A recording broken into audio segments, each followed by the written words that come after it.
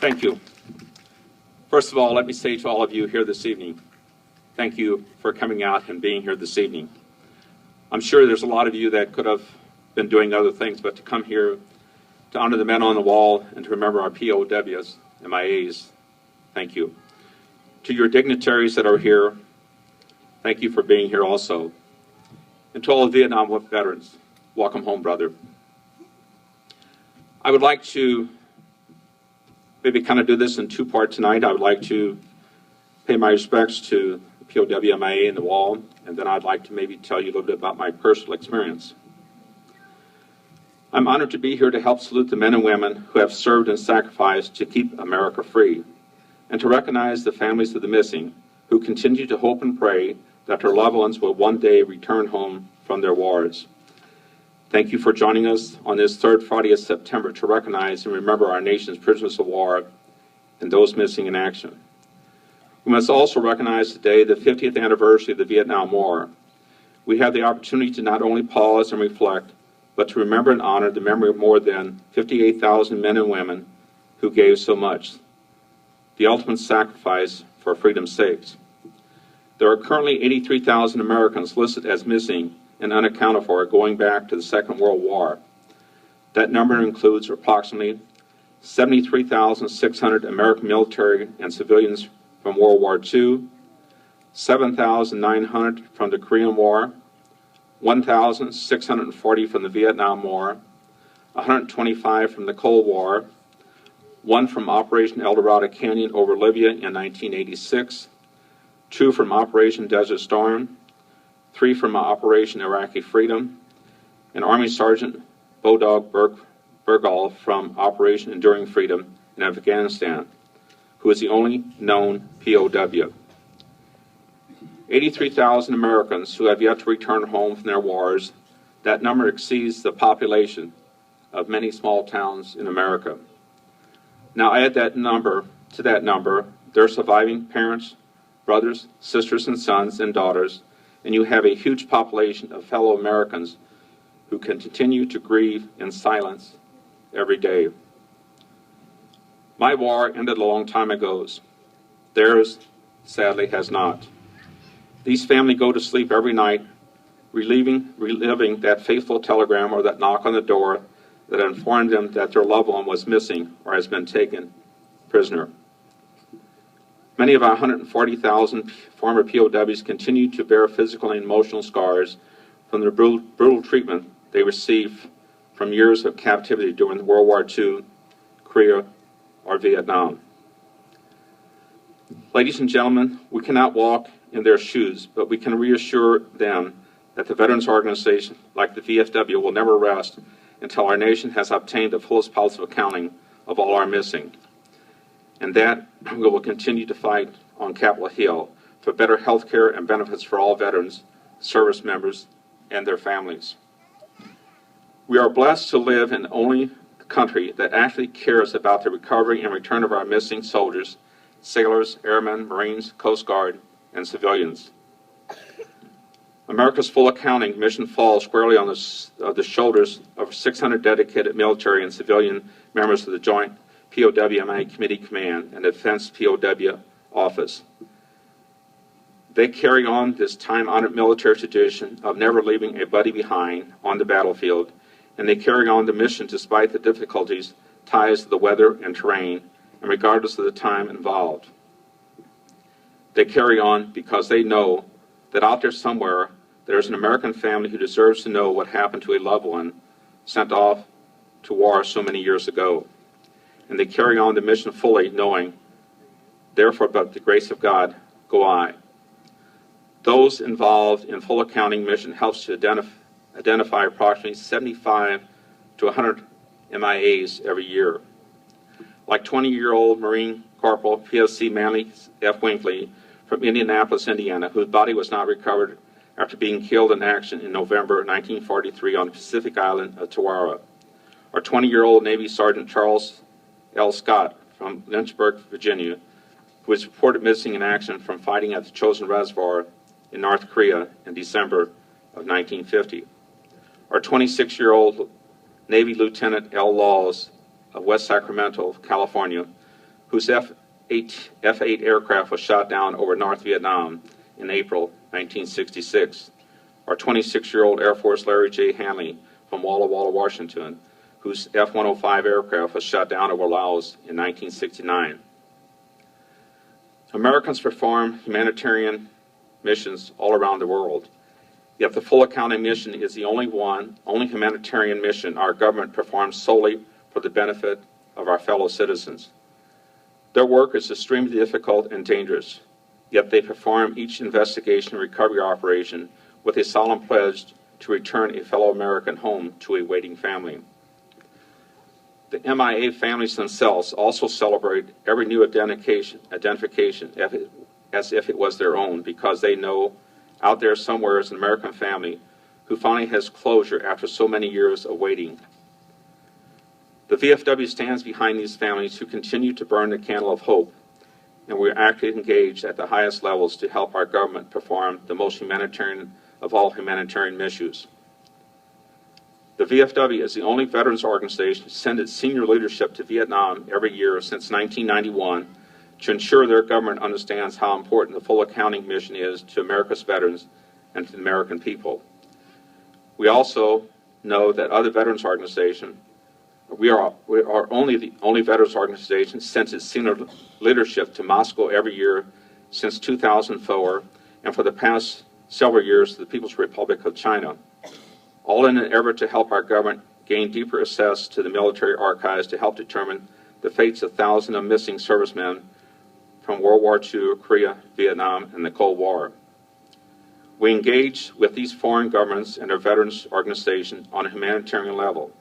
We can do this because, politics aside, a veteran is a veteran regardless of the color of the uniform or the flag they saluted.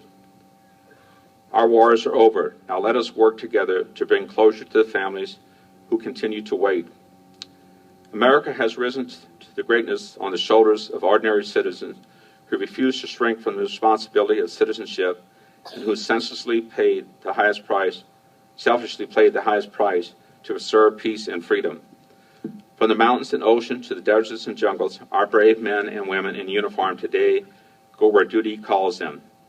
They don't serve for fame or glory, and they don't serve for money. They march on because the person in front and the person behind and to their flanks continue to march. They march on because they know they have each other's back. The full accounting mission is a promise to those who serve that we, your nation, has your back. In closing, I would like to thank the organizers of today's ceremony. I want to salute those veterans and service members in the audience, as well as those currently serving overseas and their families too. Thank you for helping to recognize our nation's POWs and MIAs. I would like to give you a few facts about the wall. As Terry said, there are 58,282 names on the wall. 36 years since the last casualty. Names are arranged by date and where they were taken, when they were taken from us. First known was Richard B. Feigenbaum of North Weymouth, Massachusetts, on June 8, 1956. His son, Marine Corporal Richard M. Feigenbaum III, was killed on September 7, 1965. 39,996 were just 22 years or younger. 8,282 were just 19 years old. Largest age group, 33,103, were 18 years old. 12 soldiers were 17 years old. 5 soldiers were 16 years old. One soldier, PFC Dan Bullock, was only 15 years old when he was killed. 997 soldiers were killed on the wall the last day in Vietnam. 1,448 on their last day, all were KIAs. There were 39 sets of brothers on the wall. 31 sets of parents lost 2 of their sons.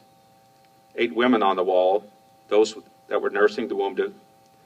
244 soldiers were awarded the Medal of Honor. 153 of them are listed on the wall.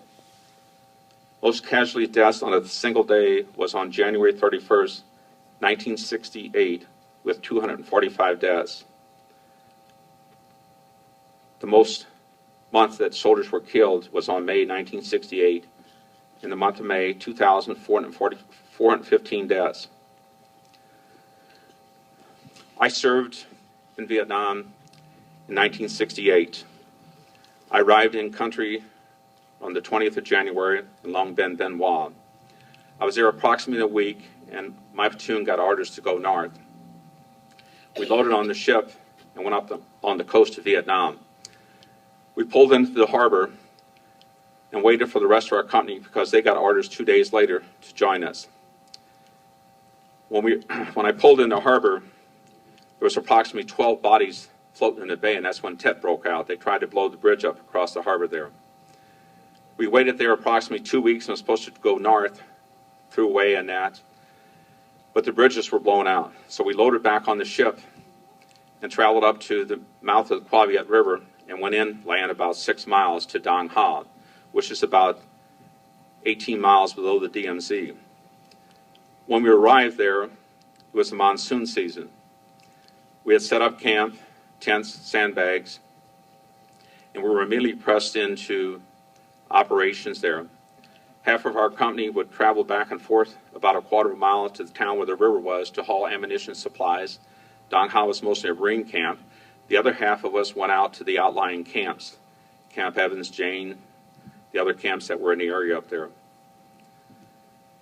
I hauled up to the rock pile, but I never got to Quezon. On March 8th, with the monsoons going on, the VC could move in close. We were getting rocketed and mortared almost every night on base.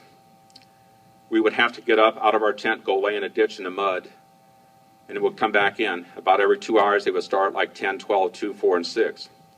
This particular morning, we had incoming again at 6 o'clock. We were supposed to leave that morning at 7:30 to go down to Hue and Phu Bai, my platoon was. I came back in shortly after the rockets had come in at 6 o'clock. Was trying to clean up, and I said, I'm going to try and get a bite to eat. Was standing in the chow line behind a Konex box we used for a mail room. And that's when the rocket landed, a 122 rocket landed in the tent next to ours. It blew 8 guys up so bad you couldn't recognize them, and 17 got wounded. If it probably wasn't for the Konex box, I would have received shrapnel. We got most of the guys in the ambulance and cleaned up the best we could, and we had to leave. I didn't know who was killed, who was hurt, until I got back approximately 2 or 3 weeks later. I didn't get to attend a memorial service. I found out that one of those guys, his name was Clement Gruber. He came in, and Gary Williams was driving on the base, and Alan, we called him Alan, asked if Gary would go over to the Konex box to get the mail because his wife was supposed to send Polaroid pictures of their newborn son. Gary kind of complained. He said, I've been driving all night. Finally he agreed. Sure enough, he went over there and come back, and they opened the mail up, his letter, and sure enough, there was Polaroid pictures of his newborn son. Alan made the remark, he said, I have a feeling I'll never see my son alive. And Gary said, why would you talk like that? They finished their conversation. Gary walked down to the end of the tent, sat down in the bunk to take his boots off, and that's when a rocket landed in the tent and blew 8 guys up. They're on panel 43 East there. Every time I go to D.C., I make a visit to stop by the wall. I made a promise and a pledge at that point, if I ever made it back, that I would do whatever I could to help veterans and their families, and I tried to live up to that. I never ever realized it would lead me to be Commander-in-Chief of the Veterans of Foreign Wars. In my years going through the national chairs, I was elected Junior Vice Commander-in-Chief in August of 2003. I was invited to the Veterans Day program in Washington, D.C. to lay the wreath at the wall. We arrived a couple days early. There was a large delegation of Vietnamese that were coming to the country, the defense minister and ambassador. We was invited over the VFWS to the Defense Department. I can still remember walking into this big boardroom, and there was about 14 to 16 North Vietnamese officers in their off-white uniform with a gold band and red star. And I'm thinking, oh my God, I'm sitting across the table from a bunch of communists. The Defense Department had asked them to allow us to bring our ships in off the coast of Vietnam to look for downed aircraft. And the other request was to go into the Central Highlands because we figured there was approximately 41 MIAs missing in that area. The Vietnamese would only agree to let us equip their ships, not to bring ours in, but to equip their ships. And they said we could go into the Central Highlands as long as we didn't bother the mountain yards, because the mountain yards fought with us. Through the years of going through the chairs, my first trip back to Vietnam was in March of 2004. On the way over, we stopped in Hawaii at the Central Identification Laboratory, received a briefing of what we expected, and then from there we went through Bangkok and flew into Hanoi. I can remember checking in the Daewoo Hotel, and we asked our driver to come back in about 45 minutes to take us to the Hanoi Hilton. The driver came back. He took us to the Hanoi Hilton. It was a modern hotel. I said, no, we want to go to the one where John McCain was held. He took us over there. We toured the prison. Of course, it's propaganda. We seen John McCain's suit hanging on the wall, and so Alvarez, his suit was hanging there. Senior Vice Commander-in-Chief John Fergus was with me, and one of the rooms we walked into was the POWs being released in 1973, and he recognized one of the guys in the picture from the state of Tennessee that he knew was a friend of his. From there, we traveled, flew back to Phu, and from there we stayed in Hue, and then we drove up through Dong Ha, past the rock pile, out past Lang Bay, which was a base manned by the Special Forces, was about 8 clicks west of Khe Sanh. The Vietnamese had found, I guess that's where the Special Forces were at. They were overrun by the NVA tanks. One of the guys was shot, and the other guy drug him into the bunker, and a tank ran into the bunker, and that's the last time those two guys were seen. JPAC had found out that the Vietnamese had dug down, there was aerial sticking out of the ground, and they had recovered bones, the Vietnamese did, and they wanted to sell them, the bones and that. JPAC wouldn't agree to that. They asked him and finally convinced them to go out to do a recovery mission. I happened to be there when that recovery mission was done. They had been there, and the JPAC team that work on these are some of the most dedicated people that you ever want to deal with dealing with all kinds of weather, terrain, and stuff like that. We were successful. I did some of the screening to recover dog tags and bone fragments there. From there, we traveled. After we finished there, they had the pictures of the two soldiers they were looking for, but their names were blacked out because they didn't want us coming back to the States and saying these are the two people to give false hope to the families. They asked us not to say anything until they were confirmed. From there, we went back to Hue, and from there we went down to Chu Lai on a dig site down there.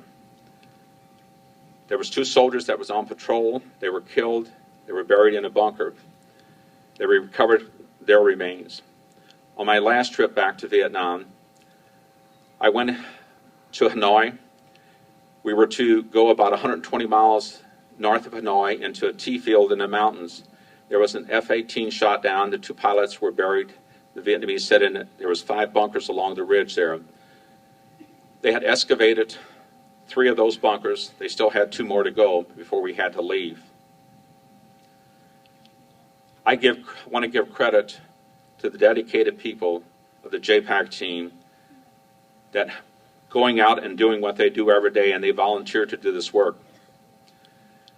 I've also had the opportunity, when I was Commander-in-Chief, to go to Russia to visit with the Russian Veterans Organization, the Combat Brotherhood, and the International Warriors, to talk about the remains of our servicemen. We know that there were soldiers taken from Korea and Vietnam into Russia and China. The VFW has been going to Russia since 2005 to talk with the Russian Veterans Organization on a humanitarian issue to recover our remains. Just recently, they have, and so has China, agreed to let us, our government, because of our actions going with there, to let them into their archives. So we hope we get results from there. We're the only veterans organization that travels worldwide with our senior leaders to accomplish our missions for our POWs and MIAs. I'm going to end that right now, and thank you all for being here, coming out to honor our POWs and MIAs. Some of us still wear the bracelet. This is Harry Smith, who, his wife is a teacher, and son, I got to meet him at Washington, D.C., but he was shot down in Laos. I still carry the bracelet, still wear it. We can't never give up. I was surprised when my last trip overseas that I went to Australia, the Australians fought with us, but they do not actually seek to find their missing in action. We're the only country that does that, and thank God that we do that. I have had the opportunity to travel back to Vietnam. I have a table set up over here afterwards if you'd like to come and look at it. There's a crossbow from the Mountain Yard people. There's some water buffalo bones that are carvings, and some hats and some lions from the old Citadel Way, if anybody's interested in looking at. We must never forget about our MIAs and missing in action, their families. God bless all of you. Thank you for coming and being here. And may God bless our men and women serving in our country now. Thank you.